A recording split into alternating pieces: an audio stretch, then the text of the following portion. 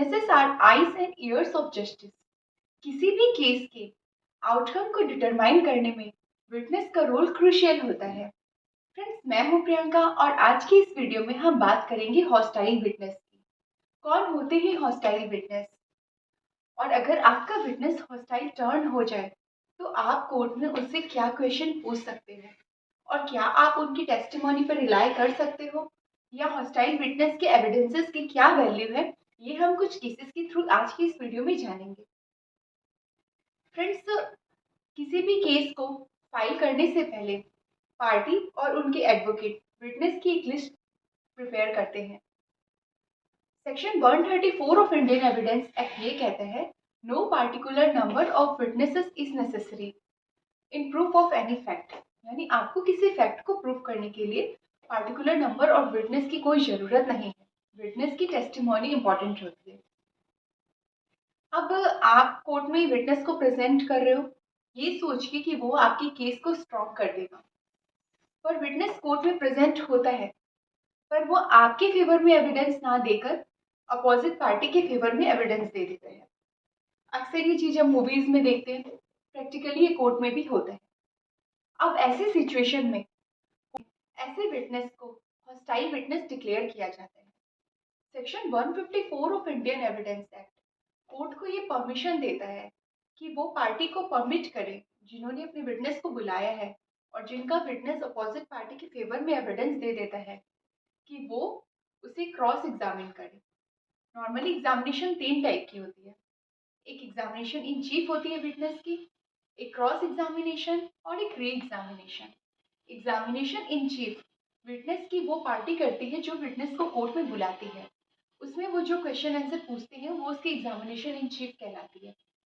उसके बाद उसके दिए गए आंसर्स को उनकी क्या वैल्यू है, कितना वो करेक्ट है, इसके लिए अपोजिट पार्टी उसे फिर से एग्जामिन करती है। ये एग्जामिनेशन क्रॉस एग्जामिनेशन कहलाती है। अब क्रॉस एग्जामिनेशन में अगर कोई नया मैटर निकल कर आता है तो जो पार्टी बुलाती है विटनेस को वो फिर से उसे एग्जामिन करती है। ये कहलाती है री एग्जामिनेशन। यानी क्रॉस एग्जामिनेशन करने का राइट नॉर्मली एडवर्स पार्टी को होता है, अपोजिट पार्टी को। पर जब आपका विटनेस अपोजिट पार्टी के फेवर में एविडेंस दे दे तो कोर्ट आपको परमिशन दे सकती है अंडर सेक्शन 154 कि आप अपने विटनेस को क्रॉस एग्जामिन कर सकते हो। अब क्रॉस एग्जामिनेशन में आप अपने विटनेस से क्या पूछोगे? आप अपने विटनेस से लीडिंग क्वेश्चन पूछ सकते हो। लीडिंग क्वेश्चन यानी वो क्वेश्चन जो आंसर सजेस्ट करते हैं। आप अपने विटनेस को कि कोई प्रीवियस स्टेटमेंट जो कि अब इनकंसिस्टेंट है उसके अभी के स्टेटमेंट से उस पर क्रॉस एग्जामिन कर सकते हो। आप अपने विटनेस से वो सारे क्वेश्चन पूछ सकते हो जो लॉफुल है अंडर सेक्शन 146। यानी ऐसे क्वेश्चन जो उसकी वेरासिटी को टेस्ट करते हो, ऐसे क्वेश्चन जो ये बताते हो वो कौन है, उसकी क्या पोजीशन है लाइफ में, ऐसे क्वेश्चन जो उसके कैरेक्टर को इंजर्ड करते हो, उसकी क्रेडिट को, और आप उसकी क्रेडिट को इम्पीच कर सकते हो अंडर सेक्शन 155। यानी आप एविडेंस दे सकते हो उन लोगों के जो ये कहेंगे कि उनकी नॉलेज में ये विटनेस अनवर्दी ऑफ क्रेडिट है। आप प्रूफ दे सकते हो कोर्ट में कि विटनेस ने ब्राइब ली है या ब्राइब के ऑफर को एक्सेप्ट किया है या वो किसी करप्ट इंड्यूसमेंट में इन्वॉल्व है।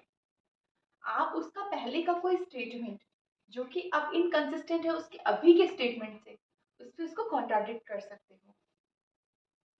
इन सारे के बाद जब अगर कोई विटनेस ट्रस्टवर्दी रहता है, क्योंकि कई रीजन हो सकते हैं विटनेस के हॉस्टाइल टर्न होने के।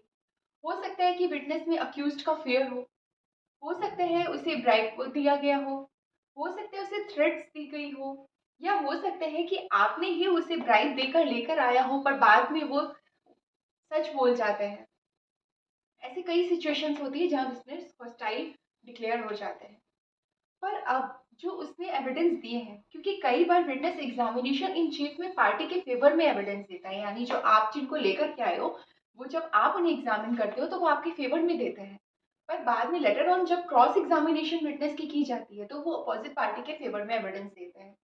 अब ये दोनों एविडेंस अलग अलग हो गए, पहले उसने कुछ कहा अब वो कुछ कह रहे हैं, तो अब ऐसे सिचुएशन में विटनेस के एविडेंस की क्या वैल्यू होगी, इसको समझने के लिए हम कुछ केसेस की बात करेंगे। हरी वर्सेस स्टेट ऑफ यूपी की।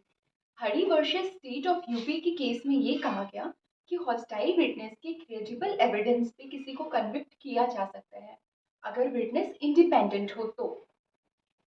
हॉस्टाइल विटनेस की एविडेंस को रिकॉर्ड से रिमूव नहीं किया जाना चाहिए, बल्कि उसकी उतनी टेस्टिमनी को जितनी की केयरफुल स्क्रूटनी के बाद ट्रस्टवर्दी हो उसे एक्सेप्ट किया जाना चाहिए। ऐसे सिचुएशंस में कोर्ट को ये कंसीडर करना चाहिए कि क्रॉस एग्जामिनेशन कॉन्ट्राडिक्शन के बाद क्या विटनेस अभी डिस्क्रेडिटेड है, क्या उसके एविडेंस को वैल्यू नहीं दी जा सकती, क्या उस पर विश्वास नहीं किया जा सकता, या क्रॉस एग्जामिनेशन और कॉन्ट्राडिक्शन के बाद विटनेस की एविडेंस से ऐसा लग रहा है कि वो ट्रस्टवर्दी है, उस पर भरोसा किया जा सकता है। और सारे एविडेंस को देखते हुए हॉस्टाइल विटनेस की उतनी टेस्टिमनी जो कि केयरफुल स्क्रूटनी के बाद ट्रस्टवर्दी हो उसको उस पर कोर्ट एक्ट करेगी।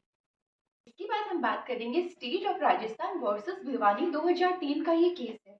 इस केस में ये बोला गया कि पब्लिक प्रोसिक्यूटर के इंस्टेंस पे अगर विटनेस को हॉस्टाइल डिक्लेयर कर दिया गया है और पब्लिक प्रोसिक्यूटर को ये अपॉर्चुनिटी दे दी गई है कि वो विटनेस को क्रॉस एग्जामिन करे, तो ये जस्टिफाइड नहीं करता कि आप विटनेस के एविडेंस को रिकॉर्ड से रिमूव कर दो। अगर विटनेस डिफरेंट टाइम में डिफरेंट स्टेटमेंट दे रहा है तो कोर्ट को उन सारे स्टेटमेंट को रीड और कंसिडर करना चाहिए और कोर्ट ऐसे सिचुएशन में कोलैबोरेशन करे और वो जितने एविडेंस अब ट्रस्टवर्दी लग रहे हैं कोर्ट उन पे एक्ट कर सकती है। और अगर वो सर्कमटेंसेस जो इंडिकेट कर रही है विटनेस की हॉस्टाइल होने का रीजन, कोर्ट उन्हें भी डिसाइफर कर सकती है, क्योंकि कोर्ट के पास ये पावर है कि कोर्ट के पास जो भी केस आए कोर्ट उसका प्रॉपर असेसमेंट करे और कंक्लूजन तक पहुंचे। इसके बाद हम बात करेंगे Yappan versus state of Tamil Nadu और Ramesh Prasad Mishra versus state of UP. इन दोनों ही केस में ये कहा गया कि हॉस्टाइल विटनेस के एविडेंस को रिकॉर्ड से रिमूव नहीं करना चाहिए, उसकी एविडेंस को रिजेक्ट नहीं करना चाहिए अगर वो प्रोसिक्यूशन या अक्यूज्ड के फेवर में एविडेंस दे रहा हो तो, पर उसके एविडेंस की केयरफुल स्क्रूटनी की जानी चाहिए। तो फ्रेंड्स, कैसा लगा आपको ये वीडियो? हॉस्टाइल विटनेस से रिलेटेड केसेस मैंने आगे स्लाइड्स में दिए हैं। अगर आप नोट्स प्रिपेयर कर रहे हो तो ये स्लाइड्स आपके लिए इम्पॉर्टेंट है। और अगर आपको किसी और टॉपिक पे वीडियो चाहिए तो आप प्लीज़ कमेंट में ज़रूर बताएं। और आपको वीडियो अच्छी लगे तो इसे लाइक और शेयर करें और मेरे चैनल को सब्सक्राइब करें।